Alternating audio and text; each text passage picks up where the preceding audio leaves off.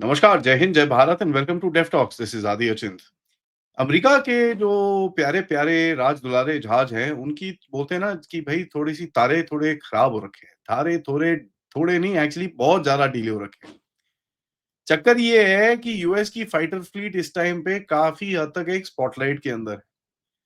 America के 2 F-35 crash हो चुके हैं। Multiple F-18 Hornets have been lost America की।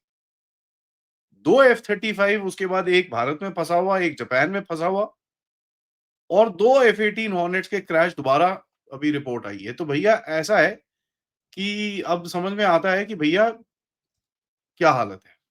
और जो रीसेंट F-18 की रिपोर्ट है ये F-18 गिरा है वर्जीनिया के अंदर और उसके बाद एक और इंजन फायर से एक गिरा है मलेशिया के अंदर। As a matter of fact ये चीज़ जो एक नैरेटिव चल रहा है F-35 lemons and hornets falling apart. आप सोच सकते हैं ये हालत है। चक्कर पता है क्या है? एंड जो मैंने थोड़ी-सी डिगिंग करी आज इसके ऊपर, पता ये चला कि साहब सस्टेनमेंट पाइपलाइन जो होती हैं, स्पेयर्स की जो पाइपलाइन्स हैं इनकी, they are piss poor. Not just कि भई ये जो फॉरेन कंट्रीज़ के अंदर हैं, बट अमेरिका की अपनी जो स्पेयर्स पाइपलाइन है, it is in such a bad state कि ये क्रैशेज़ अभी देखिए निकल रहे हैं। रेड सी के अंदर दिसंबर 2024 में यूएस के एक क्रूज़र ने अपने ही F-18 के ऊपर फ्रेंडली फायर मार दिया था। एनीवेज़ क्रू बच गया, जहाज गया। अप्रैल 2025 के अंदर FA-18E लॉस हुआ। क्यों? क्योंकि हूथीज़ ने एक मिसाइल मारी किसके ऊपर? एयरक्राफ्ट कैरियर यूएसएस ट्रूमन के ऊपर। अब यूएसएस ट्रूमन को बचना पड़ा तो ऐसे उसने जोर से टर्न मारा कि भैंस के यहाँ जहाज ही नीचे गिर गया। अब कई लोग कहते हैं 2 गिरे, कई लोग कहते हैं 1, मैं उस डिस्प्यूट में नहीं पड़ रहा।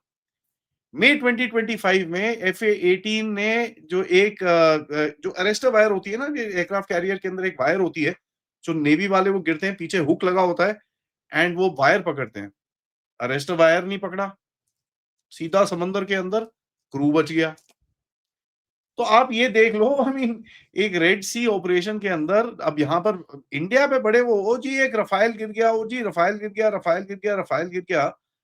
लेकिन 3 F-18 इनके लॉस हुए इन द हूथी ऑपरेशन।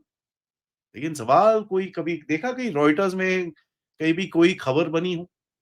इसी वजह से मैं ये वीडियो बना रहा हूँ। मेरे को कोई किसी के एयरक्राफ्ट क्रैशेस दिखाने का शौक नहीं है। बट ये वीडियो बनाना बड़ा ज़रूरी है ताकि आपको ये भी पता चले कि भैया हमारे तो गिरते हैं ठीक है, हम तो गधे हैं ही, ये भी कोई बड़े-बड़े नहीं है, ठीक है? अब आप देखिए और अगस्त के अंदर, इसी महीने के अंदर FA-18E वर्जीनिया में क्रैश हुआ, पायलट बेचारा बच गया। कल शाम को FA-18D टेक ऑफ कर रहा था, पीछे ऐसे लग रहा था कि भई इंजन टूट-टाट के पूरे चिथड़े उड़ रहे थे उसके। जनवरी में F-35A क्रैश हुआ at Eielson air force base in Alaska. जुलाई में F-35C क्रैश हुआ है कैलिफोर्निया के अंदर। Apart from that 2 F-35 UK के, अब उसका भी एक जोक चलता है कि भैया यूके की तरफ से ऐसा ऐसा माहौल बनाया जा रहा है कि साला कोई F-35 खरीदने को राज़ी ना हो। ठीक है? कभी इंडिया के पास आता है तो वहाँ फँसा देता है, अभी जापान के पास है तो वहाँ फँसाया हुआ है उसने। इंडिया में उसको 38 दिन लगे थे निकलने के लिए। टू अ पॉइंट एक चीज़ लोग हँसना शुरू हो गए कि केरला में जाके स्ट्राइक पे बैठ गया वो, कि भैया मैं नहीं जा रहा यहाँ से, ये तो पागलपंती है तुम्हारी। I go on strike. इसके parts were not available to यार अगर पार्ट एक मिसिंग है कि साहब आप करो यार फटाफट लेके आओ, लगाओ तो उसको कितना टाइम लगता है? डेली फ्लाइट्स ऊपर-नीचे जाती हैं यार, आई एम श्योर चेन्नई से अमेरिका की कोई फ्लाइट तो जाती होगी डेली। एक पार्ट उस फ्लाइट के अंदर बैठ के इधर नहीं आ सकता था। अच्छा जी सीक्रेट है। सीक्रेट है भैया आपके पास इतने यूके, यूएसए ये नेटो-पेटो के कितने जहाज हैं यार? What is the issue?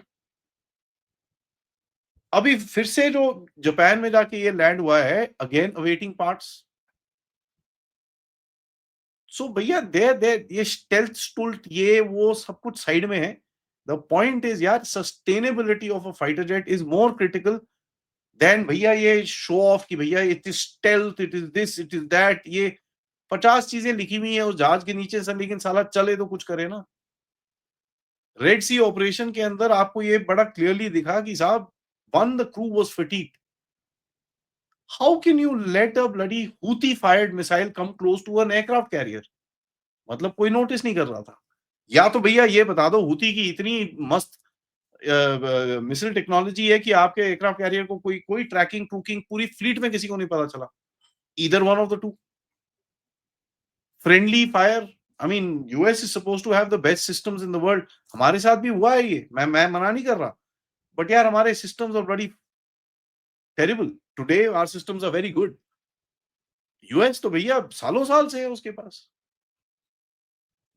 So what is the point? देखिए नेवी बोलता है कि अच्छा बाय द वे मैं आपको बताऊं, नेवी क्लेम करता है कि भाई 50 to 60 US navy 50 to 60% F-35 और ऑपरेशनल रेडीनेस में हमेशा रहते हैं, कोई टेंशन नहीं है।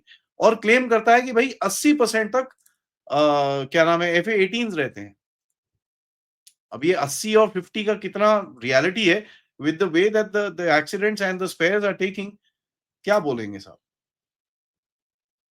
व्हाट विल यू से? अब भारत में तो देखिए फ्रांस और भारत के अंदर तो भैया मॉकिंग शुरू हो रखी है जबरदस्त, सब हंस रहे हैं। ये है जी F-35।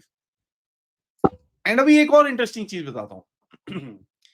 एक अटलांटिक ट्राइडेंट 2025 में एक एक्सरसाइज हुई है फिनलैंड के अंदर। यहां पर एक फ्रेंच रफाइल ने F-35 को लॉक कर दिया इन अ डॉग फाइट। तो इसके ऊपर भी आज देखिए आप ट्विटर पे जाके देखेंगे, इसके बारे में लोग बात करना शुरू हो रहे हैं कि भैया ये देखो ये है जी F-35, रफाइल ही लॉकडाउन कर देता है तो क्यों चाहिए भैया? तो इसका मतलब ये है कि भारत को चुपचाप 114 रफाइल लेके F-35 उसके बाद लॉक करना चाहिए। देखिए यार, jokes apart, the point is that here is a country that is trying to sell us fighters. हमको बेच रहे हैं कि भैया आप F-35 लीजिए, आप ये लीजिए, आप वो लीजिए। Look at your own operational readiness यार। I mean you are losing fighters by the day. आप ये 3 स्टेल्थ फाइटर, 2 स्टेल्थ फाइटर आपके क्रैश हुए हैं इसी साल के अंदर। और यहाँ पर मिग-21 को बोला जाता है भैया इट्स अ फ्लाइंग कॉफिन। हाँ, ठीक है, इट इज़। उसके अंदर बहुत पुराना जहाज है साहब, व्हाट्स योर एक्सक्यूज़? रेड सी में हूथीज़ को काउंटर करते-करते यू लॉस्ट 3 एयरक्राफ्ट। कैरियर रिकवरीज़ में I mean it is a standard operating procedure कि जब आप कैरियर पे लैंड कर रहे होते हो, you are on full afterburner, full power, full afterburner. Were not the SOPs followed? Are your pilots not trained enough? यार ये जो dunk off the carrier, this is not heard of. बहुत कम accidents होते हैं ऐसे, because the pilots are bloody innately trained और full power पे आते हैं। When they are touching the ground the first thing they do is open the engine. आप देखिए वीडियोस को, जब भी वो लिटरली लैंड करके रुकता है, पीछे से आफ्टर बर्नर निकल रहा होता है उसके। The reason is because if they miss this hook they can fly off. What happened there? F-35 आपके जहां जाते हैं वहां खड़े हो जाते हैं। You're not able to provide the spares, you're not able to get timely spares। वहां पर आप 37 डेज के अंदर जो भी स्पेयर चाहिए होगा वो तो आप बना के लेके आए होगे। सो what is this great thing all about? And इसका जियोपॉलिटिकल इंपैक्ट अमेरिका को अकल नहीं है, समझ में आना चाहिए ये। जो एक ऑरा थी ना भाई, अनटचेबिलिटी, हम B-2 बॉम्बर ले जाके बॉम्ब यहाँ 6 बॉम्ब फेंक दोगे उसके बाद क्या? The untouchability it's not there. And ये देखिए, this will be picked up by France, this will be picked up by Russia, this will be picked up by China for potential big market. जो भारत की सबसे बड़ी market है, इसके बारे में बोलेंगे। मैं खुद बोल रहा हूँ कि साहब या तो F-35 लो, सॉरी Su-57 लो, या फिर आप रफाल लो, खत्म कहानी। इसके बाहर कहीं जाना नहीं। ये गिरे हुए जहाज कहां लेके बैठेंगे हम? इनकी हालत खराब है साहब। इनको बोलिए ये जरा थोड़ा रुई के गोले खरीद के उनके अपने जहाज़ों को वहां पर रख लें, उड़ाए-छुड़ाए नहीं। क्योंकि कभी-कभार टर्न टून भी बांध लेता है शिप, उससे नीचे गिर जाते हैं जहाज। तो अब आप देख लीजिए इनकी हालत क्या है। And I am not being facetious, I am not being sarcastic, I am being realistic. दुनिया पे कमेंट करने वालों की अपनी हालत जब ऐसी हो ना। Thank you for watching this video. Video को लाइक करिए, सब्सक्राइब करिए, end of course if you can do contribute towards the channel using the QR code या फिर पेपैल या फिर सुपर स्टिकर, सुपर चैट्स। थोड़ी देर में मिलेंगे संजय दीक्षित जी के साथ रात को 10 बजे। तब तक नमस्कार।